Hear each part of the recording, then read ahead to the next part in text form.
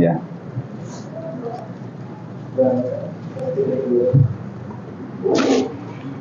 Dari mulai nih deh.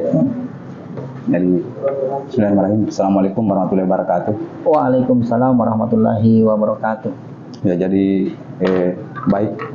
Tujuan kami untuk berkunjung dengan Bapak adalah berkaitan dengan tugas PTG yang kami jalani sementara ini, Pak. Ya. Nah, di siklus 1 kami sudah menyelesaikan beberapa tugas dan saat ini kami sampai pada siklus 2. Berkaitan dengan itu, Pak, ada beberapa hal yang menjadi tugas kami, yaitu menyelesaikan LK berikutnya tentang identifikasi masalah. Nah, dari identifikasi masalah yang telah kami tentukan itu ada 6 masalah, dan dari dosen pengampu itu menyarankan kami untuk wawancara dengan beberapa narasumber, termasuk mungkin ada dibahasakan di situ pakar atau dosen, dan kalaupun kita tidak ketemu dengan dosen dan pakar yang dimaksud, salah satu guru penggerak juga bisa menjadi alternatif, karena dipandang bahwa guru penggerak itu mereka punya kapasitas khusus dibandingkan dengan guru-guru yang lainnya seperti itu. Nah, makanya itulah tujuan kami membuat janji dengan Bapak untuk ketemu. Kita ingin bisa merekod kegiatan hari ini. Jadi mungkin langsung saja, Pak. Iya. Kita ke topik masalah. Nah, ada beberapa hal yang kami ingin tekankan di sini dalam identifikasi masalah. Nah, dari 6 identifikasi masalah, kami ingin meminta pendapat Bapak tentang masalah kasus ini. Yang kedua, saran mungkin bisa kami diberikan, Pak. Terus selanjutnya solusi yang tepat untuk menyikapi identifikasi masalah yang telah kami pilih. Yang pertama itu, Pak, bagaimana tanggapan Bapak tentang peserta didik masih memiliki semangat belajar yang rendah? Seperti itu, Pak. Iya, oke, baik. Dengan Pak Warman ya. Iya. Oke, jadi Pak Warman, perkenalkan, nama saya Pak Fahrul. Ya. Saya salah satu calon guru penggerak di angkatan 9 ini di tahun 2023. Nah, pertanyaan yang diangkat adalah mengenai apa tadi? Peserta didik masih memiliki semangat belajar rendah. Iya, peserta didik yang memiliki semangat atau motivasi yang sangat rendah. Iya. Nah, itu, Pak. Ini bagian daripada, kalau kita mau lihat bahwa semua sekolah, ya, baik di kota maupun di desa, kepulauan dan daratan, seperti itu, Pak. Pasti ada yang mengalami hal sama, ya. Hal demikian. Betul, Ya. Di antaranya semangatnya, motivasinya yang rendah. Betul. Nah, selaku tenaga pendidik, ini sesungguhnya tugas kita bersama sebenarnya memang. Ya. Kenapa? Karena kita melihat kenapa bisa anak itu terlahir sebenarnya sama. Ya. Sama. Itu bisa dikatakan anak lahir dalam keadaan fitrah, lalu kemudian madrasah pertamanya adalah rumah, di mana orang-orang di sekelilingnya bagian daripada orang yang mencoreti dalam kertas yang dibawa anak tersebut, Pak. Betul. Seperti itu. Nah, lalu kemudian muncul pertanyaan, kenapa masih ada anak-anak yang tidak atau kurang memiliki motivasi dalam belajar? Ini yang menjadi topik pembicaraan kita yang sangat menarik sebenarnya. Nah, kenapa bisa demikian? Ini banyak faktor yang mempengaruhinya, Pak. Ya. Nah, yang pertama boleh jadi faktor lingkungan keluarga. Yang kedua, faktor pendidikan, di mana anak itu bersekolah. Dan yang ketiga adalah faktor pertemanan, di mana anak-anak ini bergaul dengan siapa, lalu kemudian kemana ia bergaul. Seperti itu, Pak. Ya. Jadi kita dulu spesifikkan minimal 3 poin itu. Ya. Nah, pertanyaannya bagaimana lingkungan keluarga ini mampu memberikan motivasi anak yang mengalami motivasi belajar. Nah, kita sama-sama ketahui bahwa pendidikan tidak boleh lepas dari orang tua. Yang kedua adalah dukungan orang tua yang sangat penting di dalamnya dalam memberikan motivasi kepada anak-anak. Di antaranya, orang tua adalah orang yang mampu memberikan semangat dorongan, mengingatkan tugas-tugasnya, mendampingi dalam belajar. Nah, itulah gambaran-gambaran orang tua yang harus pahami konsep itu. Sedangkan kita lihat fenomena saat ini, banyak orang tua terlalu sibuk dengan kesibukan-kesibukannya yang dihadapinya. Nah, kita masuk di lingkungan pendidikan, Pak, ya? Ya. Di lingkungan pendidikan, tentunya seorang guru yang ada di sekolah yang kurang lebih beberapa jam membina anak-anak di sekolah, itu harus terlebih dahulu mengidentifikasi anak ini. Anak yang masuk di sekolah, kita sama-sama mengetahui bahwa karakter anak yang masuk di sekolah tersebut berbeda-beda. Ya, betul, Pak. Itu dulu, Pak. Nah, jadi setiap anak punya karakter dan punya potensi yang berbeda, Pak. Jadi seorang guru tidak boleh menyamaratakan metode yang dilakukan dalam proses pembelajaran. Nah, manakala ketika anak ini gaya belajarnya auditori, atau visual, ataukah active learning, nah ini juga harus kita ketahui. Nah, oleh karena itu sangat perlu para guru mengetahui lebih awal. Kalau di kurikulum 2013, kurikulum Merdeka ini, ada namanya asesmen anak atau asesmen siswa untuk mengetahui seperti apa gaya belajar anak-anak dalam satu kelas itu, Pak. Nah, lalu kemudian hasil itu kita akan mencoba melihat gaya belajarnya anak-anak. Nah, lalu kemudian guru tersebut harus membuat metode yang sesuai dengan gaya belajar anak itu sendiri. Lalu kemudian yang kedua, setiap anak di sekolah kita tentunya memiliki bakat berbeda-beda juga. Nah, maka bagaimana di sekolah kita memkorelasikan materi pembelajaran yang akan diberikan itu berkorelasi dengan motivasi semangatnya anak-anak. Oleh karena itu, itulah tadi fungsinya asesmen awal. Nah, bagaimana kita mengetahui di awal, lalu kemudian bagaimana kita memberikan perlakuan kepada anak ini, Pak. Kalau kita lihat yang saat ini di lapangan masih banyak guru-guru atau teman-teman kita menyamaratakan perlakuan ke anak. Ya, betul, Pak. Ya. Bahkan masih sangat kurang metode teman-teman guru di lapangan melakukan pembelajaran berdiferensiasi. Ya, betul. Nah, ini sangat penting ini, Pak, menjadi topik pembicaraan kita. Karena ketika kita lakukan metode pembelajaran berdiferensiasi, ini sangat menarik. Karena semua siswa itu dilibatkan dalam proses pembelajaran. Nah, kita lagi kembali, apa sebenarnya pembelajaran ini? Kenapa harus berdiferensiasi? Jadi ada hubungannya dengan filosofi Ki Hajar Dewantara tentang pendidikan yang kita mau bangun dengan istilahnya seperti seorang guru itu seperti seorang petani. Nah, melihat anak sebagaimana mestinya bahwa anak ini perlu dituntun dalam proses pembelajarannya. Nah, maka dari itu sangat penting memang mengetahui karakter, lalu kemudian gaya belajar, potensi anak, karena potensi anak ini bisa kita kembangkan lewat pendidikan kita di sekolah. Oke, baik. Berikutnya ada tadi di poin ketiga adalah faktor pergaulan.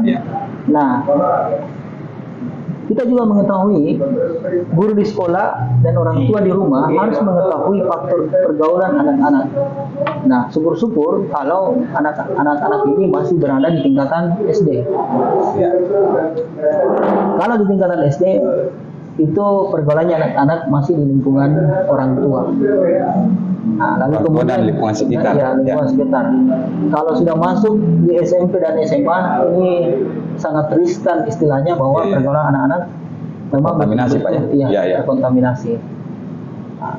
Nah, ini perang orang tua dan perang sekolah bagaimana selalu mengingatkan, ibaratnya mengkampanyekan, Pak, bagaimana pergaulan dengan baik. Iya, iya. Itu, namun tetap di sekolah juga ada keterlibatan di dalamnya mengenai pemahaman terhadap siswa, bagaimana memilih teman, bergaul dengan teman, seperti apa modelnya, seperti itu. Iya, iya, iya. Ya, saya kira mungkin di poin Iya. pertama itu saja dulu, Pak. Iya, iya. Nah, seperti apa solusi-solusi yang harus ditawarkan? Iya. Nah, tentunya perlu keterlibatan penuh di dalamnya, seperti itu, Pak. Iya. Jadi mungkin untuk identifikasi pertama mungkin bisa diselesaikan dengan beberapa tadi yang telah Bapak sampaikan. Yang pertama itu pengaruh-pengaruhnya dari lingkungan keluarga. Iya. Terus di mana dia sekolah. Dalam hal ini sekolahnya, maksudnya pelayanan pendidikan di sekolahnya seperti apa. Yang berikutnya tentang pergaulan dari anak itu sendiri, karena ya kita pahami bersama bahwa sekarang kemajuan teknologi dan tingkat pergaulan yang semakin Besar. ya, betul Pak. Nah, Pak, untuk yang pertama mungkin kita anggap selesai sampai di pembahasan ini. Kita pindah pada identifikasi yang kedua.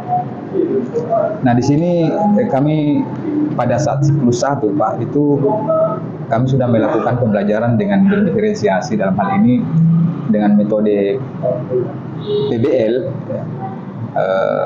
Kami melakukan dengan inovasi di mana pembelajaran itu kami kolaborasikan dengan istilah sekarang mungkin dibahasakan TIPEK, Pak, ya. Nah, dalam pelaksanaan PPL di siklus pertama itu kami setelah melakukan asesmen sambil penilaian secara pada saat proses pembelajaran, mungkin kami menemukan masih ada beberapa siswa yang sulit dalam menganalisis, mengidentifikasi, maksudnya begitu. Ada beberapa siswa yang masih terkendala dalam hal ini. Nah, makanya kami mengangkat masalah yang kedua ini adalah sebagian siswa masih memiliki kemampuan rendah dalam hal kognitif siswa, maksudnya begitu, Pak. Nah, ini bahasanya seperti itu. Kira-kira mungkin ada bagaimana pendapat Bapak tentang hal ini, dan apa saja yang mungkin perlu kami lakukan sebagai seorang guru dalam menyikapi masalah seperti ini, Pak? Iya. Jadi pertanyaan tadi, kemampuan siswa masih rendah dalam menganalisa, ya, menganalisis masalah. Menganalisis masalah. Iya. Ini di tingkatan kelas berapa dulu, Pak? Kelas 2 SMA. 2 SMA, ya. Perlu kita ketahui bahwa dalam bentuk psikologis itu anak, apalagi dalam proses pembelajaran, ini anak tidak akan mudah menganalisis masalah ketika ia masih memiliki banyak aktivitas lain atau tidak fokus di dalam hal masalah yang akan dianalisis. Ya, ini kurang lebih sama dengan kita semua. Seorang guru ya, kita akan berat menganalisis masalah ketika kita tidak fokus dalam masalah sendiri, apalagi di usia SMA. Nah, bagaimana caranya mengajak anak-anak menganalisis masalah ini? Nah, tentunya di tingkatan SMA yang saat ini yang begitu aktifnya anak-anak, begitu apalagi setelah dilanda pandemi, itu banyak pergeseran pendidikan, Pak. Pola pembelajaran anak-anak itu berbeda dari sebelumnya. Nah, apalagi gaya belajar anak-anak sekarang, Pak, ini lebih pada audio visual, menonton, melihat, mendengar. Nah, mendengar, itu yang terjadi. Jadi untuk mempraktikkan saat ini anak-anak itu masih kita perlu bantu. Nah, apalagi dalam hal proses menganalisis masalah atau menganalisis suatu soal. Nah, ini hal ini perlu kita membawa dulu anak-anak untuk memaknai apa itu analisis sebenarnya. Seperti apa menganalisis, ya. Jadi kita tidak bisa langsung menjudge anak bahwa ini anak belum bisa, belum bisa, ya. Karena kita mau lihat juga sejauh mana indikatornya, kenapa kita mampu mengatakan ini anak tidak bisa menganalisis. Ya, betul lah. Jadi kita harus melihat dari sudut pandangnya. Lalu kemudian teori manusia memang cara pandang orang, pemikiran orang, pola pikir orang itu berbeda, Pak. Ya, Ya. Tidak mungkin semua sama. Tidak mungkin semua sama itu. Nah, kemampuan analisis seseorang juga demikian, lebih sama. Tidak akan dari si A, si B tidak akan sama caranya. Apalagi satu kelas, Pak, ya. Iya, apalagi satu kelas. Nah, itu. Nah, dalam hal analisis ini, Pak, bagaimana caranya untuk ditingkatkan? Nah, tentunya langkah yang pertama adalah lingkungan pendidikan atau sekolah harus mengutamakan bagaimana mengajak anak atau melatih anak melihat satu masalah. Jadi bagaimana sekolah mengangkat satu masalah lalu kemudian mencoba diberikan kepada anak-anak. Ya. Itu langkah pertama. Lalu kemudian langkah yang kedua adalah kita ajak anak diskusi, memberikan pandangan bahwa kira-kira dalam masalah ini seperti apa menurutnya dalam penanganannya. Seperti itu, Pak. Ya, sebenarnya sih banyak sekali cara-cara untuk mengajak anak-anak mampu menganalisis masalah. Ya. Tapi salah satu diantaranya tadi itu. Yang pertama, anak-anak harus dilatih. Yang kedua, kita harus sering-sering mengangkat masalah lalu kemudian mencoba berdiskusi ringan dengan anak-anak. Ya. Lalu kemudian ya tentunya guru juga harus melakukan pendekatan-pendekatan secara persuasif pada anak itu sendiri. Karena boleh jadi anak yang kita anggap tidak mampu menganalisis masalah, boleh jadi justru gurunya Pak di lapangan. Ya, betul. Ini bahaya. Saya tertarik dengan ini kasus, Pak. Jangan sampai kita menjudge ini anak tidak bisa berhitung, padahal kita guru tidak bisa menyampaikan. Gurunya yang tidak bisa menyampaikan atau memberikan pemahaman. Betul, Pak. Saya ini menarik sekali karena yang saya garis bawahi tadi, Pak, itu tentang menganalisis atau mengidentifikasi. Artinya kita harus memahami dulu, memberikan pemahaman kepada anak, baik guru harus memahami juga bahwa menganalisis seperti apa sih, identifikasi seperti apa. Jadi supaya langkah berikutnya, misalnya anak sudah mengerti apa sebenarnya dimaksudnya menganalisis, supaya nalarnya itu bisa bekerja bahwa oh ternyata seperti ini menganalisis. Nah, ini mungkin ya termasuk saya juga ini menyadari bahwa ya mungkin saya juga yang masih kurang dalam hal menyampaikan pembelajaran, sehingga saya melihat anak-anak cenderung tidak bisa mengidentifikasi, padahal mungkin saya yang masih kurang dalam menyampaikan dalam penyajian materi seperti itu. Nah, ini menjadi bahan evaluasi juga buat kami, Pak. Ya, saya bersyukur sekali bisa wawancara secara langsung dengan Bapak ini. Dan yang kedua, yang ketiga, ini identifikasi yang ketiga ini, Pak. Guru belum melakukan pemanfaatan teknologi inovasi yang maksimal.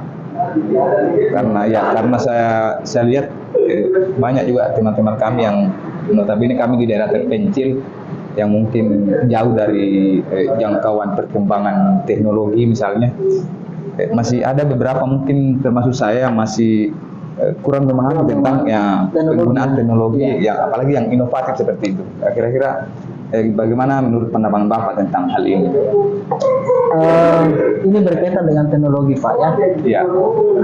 Jadi sekolah bisa menggunakan teknologi atau memanfaatkan teknologi ketika sarana dan prasarananya memenuhi. Nah, pertanyaannya di sekolah teknologi apa saja dulu yang kita menggunakan? Gitu. Banyak yang memaknai teknologi itu harus LCD, harus laptop. Ya, betul. Secara garis besarnya seperti itu sih kalau di sekolah. Nah, padahal teknologi yang saat ini, Pak, sebenarnya bisa dikalahkan dengan kondisi alam. Iya. Jadi anak-anak yang di pulau jangan dibawa ke kondisi perkotaan atau pegunungan. Nah, itu. Jadi banyak Pak anak-anak atau guru-guru yang berada di pegunungan Ya. mau membawa anaknya dalam belajar ke kota. Iya, iya, iya. Ini persepsi yang berbeda. Nah, pendidikan yang tepat, pemanfaatan teknologi yang tepat, Ya. itu bisa kita manfaatkan kalau kita secara sarana dan prasarana mendukung, kita bisa menggunakan teknologi dengan baik.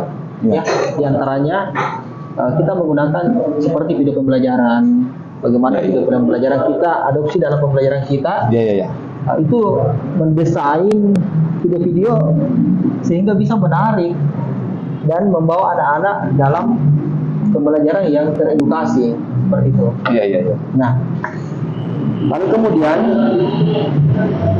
guru-guru juga kalau memang mendukung untuk pemanfaatan teknologi dalam selain daripada video pembelajaran, tapi media pembelajarannya seperti pembuatan PPT dalam mengajar. Iya, iya, iya. Nah, itu juga jauh lebih bagus, Pak. Tapi kalau saya secara pribadi, saya tidak menekankan pembelajaran ini harus atau memaksakan dengan penggunaan teknologi. Ya, banyak lingkungan kita ini di Indonesia kaya dengan alam. Iya, iya, iya. Dalam pembelajaran kita bisa integrasikan ke dalam pembelajaran yang Langsung ke alam istilahnya. langsung ke alam. Ya. Melihat secara langsung. Iya, Pak, betul. Daripada kita mau menggunakan, apalagi Pak Warman Iya. berada di lingkungan kepulauan, Iya, iya.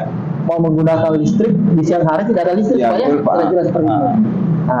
Nah, maka pemanfaatan teknologi dalam pembelajaran ini juga sebenarnya berat, saya rasa. Iya, iya. Ya, tidak mungkin Pak Warman hanya mengajar 1 jam 2 jam minta sama pemerintah untuk diaktifkan lampunya. Iya, iya, iya. Ya, maka dari itu kita sadar betul bahwa di kepulauan itu memang berbeda Kondisi. dengan di perkotaan, Pak. Maka seyogianya teman-teman sebagai pendidik di di kepulauan dengan kondisi yang terbatas Ya. yang memanfaatkan alam yang ada sebagai Media. media pembelajaran. Nah, kenapa yang menjadi permasalahan pemanfaatan teknologi? Saya rasa wajar saja. Itu sangat wajar, Pak. Iya. Ya, kita terbatas karena kondisi. Ya. Nah, yang jadi pertanyaan itu ketika di perkotaan lalu kemudian tidak menggunakan teknologi. Nah, serba ada, internet ada, ya. Lengkap, Pak. Penggunaan HP ada, jaringan ada, itu di perkotaan ada, Pak. Kalau di kepulauan saya rasa tidak ada. Tidak menjadi problem. Cuman bagaimana seorang guru lebih kreatif lagi untuk mengintegrasikan pembelajaran dengan alam. Iya, iya. Lalu kemudian apa lagi, Pak? Berbicara masalah media pembelajaran, ya tentunya teman-teman guru juga harus medianya itu ya memang bagaimana caranya media itu dibuat mengaktifkan siswa. Nah, karena kita sama-sama mengetahui bahwa masih banyak teman-teman kita di lapangan Ya. menjadi guru itu lebih pada proses pembelajarannya yang gurunya yang aktif, bukan siswanya yang menonton. Iya, Ceramah. iya. Padahal Karena siswa terdiam ngantuk jadinya. ya. Betul sekali. Lama-lama siswa ngantuk, guru juga ikut ngantuk. Ya, betul. Iya. Nah, makanya memang di kurikulum Merdeka ini, Pak, Ya. berbasis proyek. Saya juga selaku guru di salah satu sekolah swasta yang ada di Makassar, ya tentunya apa yang saya implementasikan itu selalu bagaimana caranya anak-anak yang lebih berperan dalam pembelajaran, karena yang mau belajar bukan gurunya, siswanya yang mau belajar, seperti itu, Pak. Ya. Ya, jadi ya menarik sekali, Pak. Artinya dengan kondisi kami di mana tempat kami bertugas itu di daerah terpencil, Pak, geografis betul-betul menjadi persoalan bagi kami. Ya, jadi alternatifnya tadi itu mengkolaborasikan pembelajaran kita dengan integrasikan dengan alam. Ya, betul, Pak. Ya, kebetulan kami di sana tinggalnya di daerah pantai, Pak. Jadi mungkin itu bisa menjadi media bagi kami untuk bagaimana membuka dan memotivasi dan membuka pikiran anak untuk bisa meningkatkan pembelajarannya seperti itu, mungkin, Pak. Bahkan begini, Pak Warman, saya punya teman, komunitas praktik baik dari pulau juga, ya. saya sempat bercerita tentang bagaimana pemanfaatan media. Justru bahasa beliau, di pulau itu Pak, kami tidak akan kalah dengan kota. Iya. Kami lebih kaya dengan media Iya. daripada orang-orang di kota. Iya. Di kota ada keterbatasan dengan teknologi. Kalau kami langsung bersentuhan dengan alam. Iya. Bang belajar biologi, langsung turun ke lihat terumbu karang. Iya. Gitu. Kalau perlu saksikan secara langsung. Langsung dilihat secara langsung Pak. Iya. Mau berbicara masalah udara, kita keluar dari kelas, Iya, langsung, kita kena. ya. Iya. Lalu kemudian di dalam proses belajarannya Pak, itu semua terintegrasi. Anak-anak yang aktif atau gaya belajarnya lewat audiovisual itu sudah masuk. Lalu kemudian kinestetik juga, Iya. anak-anak juga aktif juga. Kerja secara langsung, Iya. tim praktik apa dan segala macamnya. Jadi indikator-indikator itu beberapa gaya belajar itu sudah tercover di dalamnya, dan tentunya pembelajaran seperti ini itu para siswa lebih Senang. senang, Ya, semangat lebih ya. seru begitu Pak. Iya. Ya, menarik sekali dengan salah satu teman Bapak yang mengatakan bahwa kami lebih kaya dengan media. Iya betul. Dan saya bisa paham itu Pak, karena di kepulauan itu udaranya masih segar, binatang jenis binatang misalnya juga banyak, tumbuhan masih Iya, segar, betul sekali, Pak. lautan terhampar luas, pasirnya putih. Betul-betul hal itu tidak pernah kita temukan di kota. Nah, Makanya jangan Pak terpaku oleh ya, teknologi. betul ya, betul Pak. Ini Bahkan masukannya. alam yang begitu, kekayaan alam yang ada Ya. itu melebihi daripada Teknologi, ya. Betul sekali Pak. Siap. Nah, tadi sudah di nomor 3, mungkin kita pindah ke nomor berikutnya. Identifikasi berikutnya yakni tentang pemanfaatan model-model pembelajaran inovatif belum dilaksanakan. Nah, ini kami juga mengangkat salah satunya karena kondisi real juga di lapangan masih ada beberapa yang guru termasuk saya juga sehingga tertarik dengan persoalan ini, ya ini pemanfaatan model pembelajaran yang inovatif itu belum maksimal. Kira-kira pendapat Bapak tentang model pembelajaran inovatif seperti apa Pak? Iya. Nah, model pembelajaran inovatif ini kita mau dulu sebenarnya pembelajaran inovatif itu kita harus mengetahui terlebih pertama yang terlebih dahulu harus kita mengetahui apa konten yang kita mau angkat. Ya. Jadi kalau berbicara masalah inovatif dalam pembelajaran, yang paling utama melihat objek yang kita mau ajar. Inovatif apa yang kita mau angkat untuk anak didik kita di lapangan Pak. Lalu kemudian, nah setelah menemukan inovasinya, apa kontennya yang kita mau angkat, tentunya kita mau melihat seperti apa langkah yang kita mau lakukan. Atau kalau berbicara masalah prosedur apa saja dulu yang kita mau lakukan, kita mulai dari mana? Seandainya mungkin berbayar sintak-sintak seperti apa? Nah itu yang kita mau pastikan dulu seperti apa. Nah ya tentunya kalau kita berbicara pembelajaran inovatif, ya harapannya sih semua guru-guru di lapangan melakukan itu. Karena kita mengetahui bahwa bagaimana anak-anak didik kita bisa belajar semaksimal mungkin dan semenarik mungkin dengan penggunaan media pembelajaran yang inovatif. Ya. Nah bisa Pak lewat banyak sekali aplikasi-aplikasi sekarang yang membuat. Nah, seperti salah satu di antaranya yang diterbitkan oleh Kementerian Pendidikan dan Kebudayaan itu adalah dengan adanya Canva. Canva. Ya, penggunaan Canva itu Pak bisa kita jadikan salah satu media untuk guru lebih kreatif, membuat video pembelajaran menggunakan Canva. Bahkan sekarang ini banyak penggunaan AI. Itu lebih pada inovasi seorang guru ketika itu kita mau lakukan. Aplikasikan. Tapi tentunya Pak lagi-lagi saya tidak menekankan bahwa penggunaan teknologi tidak selamanya membuat anak-anak ya. Yang intinya adalah kita kembalikan ke gurunya. Kreativitas seperti apa? Kreativitasnya seperti apa? Lalu kemudian tentunya sekali lagi bahwa kita di kepulauan terbatas dengan teknologi, tapi tentunya tidak terbatas dengan alam yang untuk menjadi guru ya, anak hebat. Ya. Jadi yang saya garis bawahi adalah penggunaan media itu salah satunya Canva, Pak ya. Iya, Canva. Iya. Bisa juga Pak kita anak-anak melihat di YouTube itu bagus sebenarnya. Menyaksikan video-video pembelajaran lewat YouTube yang berkaitan dengan pembelajaran kita. Ya, topik. Topik. Seperti itu. Termasuk juga penggunaan Google untuk menambah wawasan anak-anak, mencari ide-ide kreatif atau ide-ide alternatif tentang materi-materi yang harus dipelajari.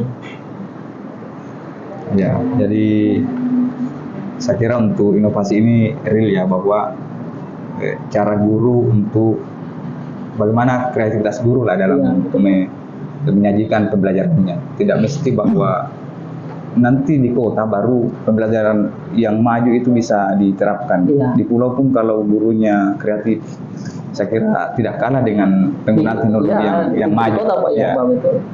Anak-anak di pulau lebih cerdas dan lebih motivasinya mereka tinggi daripada anak-anak di perkotaan. Iya. Bahkan saya melihat anak-anak di kepulauan itu, ya kalau berbicara masalah gizi, gizi di kepulauan tidak kalah juga dengan di kota, Pak. Mereka ketemu dengan yang segar-segar semua. Kita di Makassar khususnya ya, itu hasil laut yang sudah di segala macam caranya implementasi akhirnya bisa sampai di kota. Sedangkan anak-anak kita di kepulauan itu memanfaatkan atau menikmati hasil alam yang segar-segar semua. Secara langsung. Iya, secara langsung. Ya, kalau presnya sih begitu, Pak.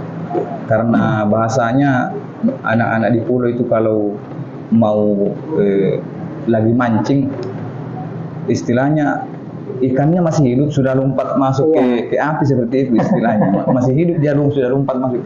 Kalau di kota kan sudah mungkin melalui menggunakan es dan di peti itu seperti itu, Pak ya.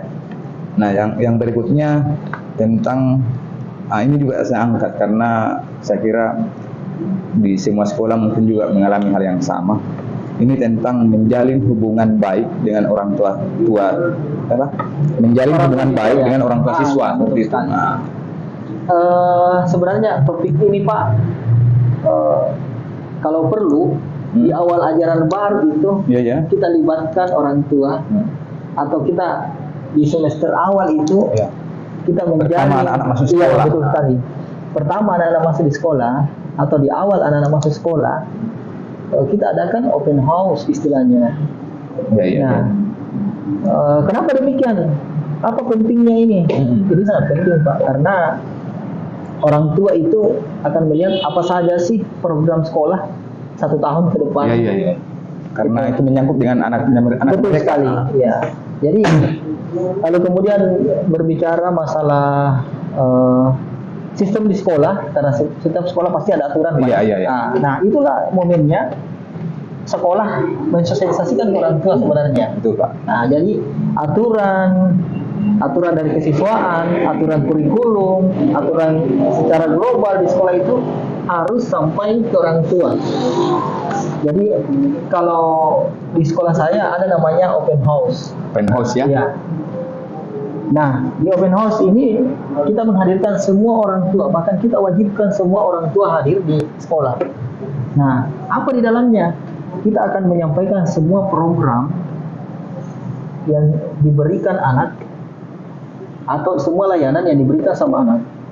Itu diantaranya. Lalu kemudian bahkan ada juga yang namanya jaminan mutu, Pak. Jaminan mutu. Iya. Kita memberikan jaminan mutu ke orang tua. Kenapa? Karena kita akan bangun kepercayaan orang tua terhadap sekolah.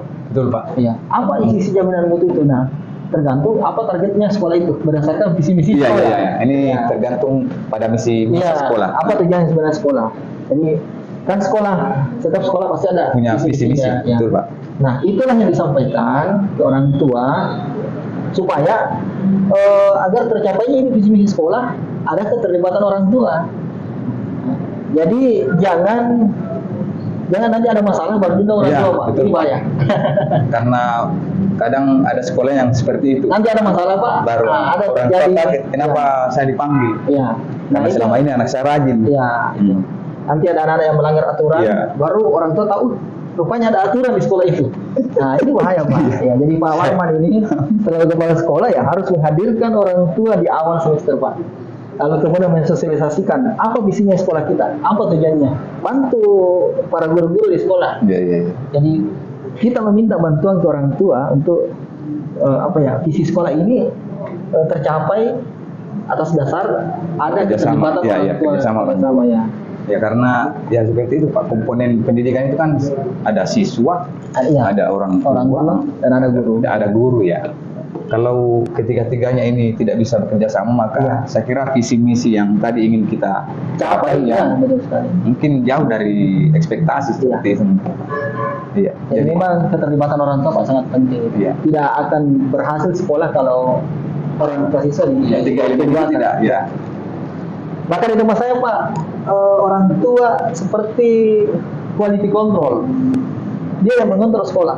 Kalau Iya. sekolah dalam keadaan loss atau ada kelonggaran, Ya. maka orang tua minta untuk dibuatkan forum diskusi antara orang tua dengan guru. Iya, iya, iya. Ya. Dia menyikapi tentang bagaimana Ya, perbaikan ya, sekolah, pendidikan bisa lebih maksimal. Ya. Nah ini setiap sekolah harapannya sih sebenarnya itu yang terimplementasi. Nah makanya sangat menarik ketika Pak Warman menyampaikan ini ke saya, menanyakan, ya tentunya jawabannya ya ini sangat penting Pak. Iya, iya, iya. Tidak boleh dikesampingkan ini persoalan orang tua. Bahkan orang-orang tua boleh jadi punya ide yang lebih Ya. bagus atau lebih baik. Dari apa yang dimiliki sekolah. Ya betul sekali Pak. Iya. Nah saya kira keterlibatan orang tua sangat penting. Iya. Lalu kemudian mendengar juga keluh kesahnya orang tua seperti Betul apa. Pak ya. Curhatnya mereka. Iya. Karena dia yang lebih tahu anaknya Pak Daripada kita, ya. daripada kita. Kita mengambil anaknya mungkin di usia 7 tahun, 8 tahun. Iya, iya. Sedangkan dia yang melahirkan sampai membesarkan akhirnya masuk di sekolah kita. Gitu. Nah, lalu kemudian apa juga yang bisa kita tarik dari orang tua, mengetahui bakat, minat, karakter anak-anak di situ. Di situ sangat menarik dan sangat penting diketahui. Lalu kemudian apanya lagi Pak? Nah, termasuk sosialisasi aturan-aturan yang ada di sekolahnya Bapak.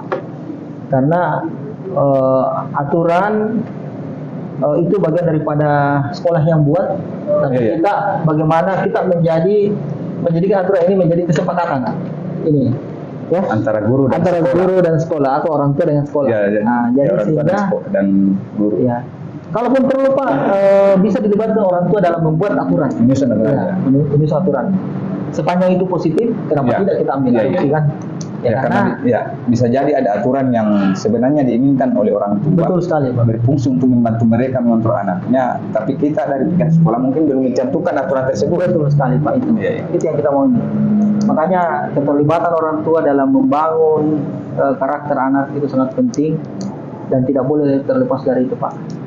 Dan tentunya semua orang tua harus mengetahui apa sih sebenarnya tujuannya sekolah ini.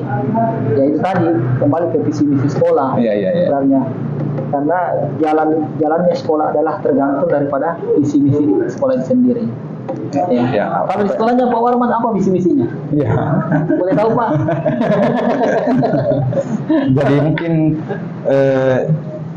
apa yang telah kami dapatkan dari Bapak ini juga adalah sebuah solusi-solusi yang bisa kami terapkan di sekolah. Ya. Dari beberapa identifikasi masalah sudah Bapak jelaskan tentang masalahnya, saran-sarannya, dan mungkin sampai pada solusinya. Saya sangat berterima kasih Pak bisa wawancara dengan Bapak. Saya tahu di tengah-tengah kesibukan Bapak dalam menjalani proses guru penggerak ini ya sangat betul. padat. Saya saja yang di PPG Pak, apalagi di penggerak, saya pikir dia intensitas pekerjaannya lebih tinggi Pak.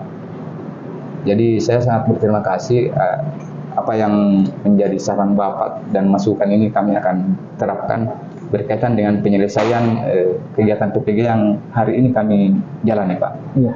Ya, mungkin sekian dari kami, Pak, juga. Ucapan terima kasih yang mendalam dari saya, dan mungkin di lain waktu saya mungkin akan masih ingin berkomunikasi secara intensif supaya dalam pelaksanaan penyelesaian PPG ini mungkin bisa lebih mudah kami menyelesaikannya, Pak, seperti itu. Oke, siap, Pak. Iya. Ya, jadi saya selaku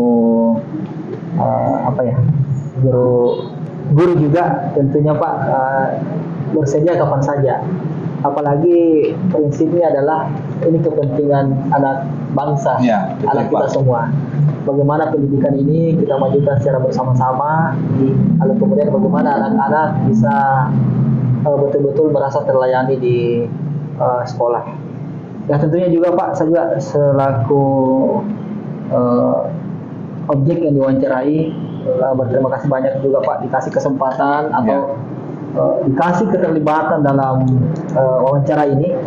Yang mudah-mudahan apa yang menjadi saran-saran saya tidak hanya sampai di Pak Kepala Sekolah ini, ya, kalau perlu sampai ke kementerian, Pak, supaya kita bisa membuka, Pak Menteri juga bisa membuka ruang diskusi untuk para guru-guru di Indonesia secara umum dan khususnya di Sulawesi Selatan seperti itu. Iya.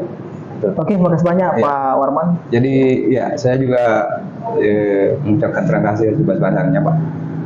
Jadi langkah berikutnya mungkin kami akan masih menghubungi Bapak dalam via WA barangkali untuk insyaallah sering bertukar informasi, karena kami masih menjalani sampai bulan depan ini, Pak, belum selesai. Ya. Proses sekarang sudah berapa bulan, Pak? Sudah menjelang 2 bulan. 2 bulan. Masih ada 1 bulan tersisa. Ya. Harus dimaksimalkan, Pak. Jadi terima kasih, Pak. Oke.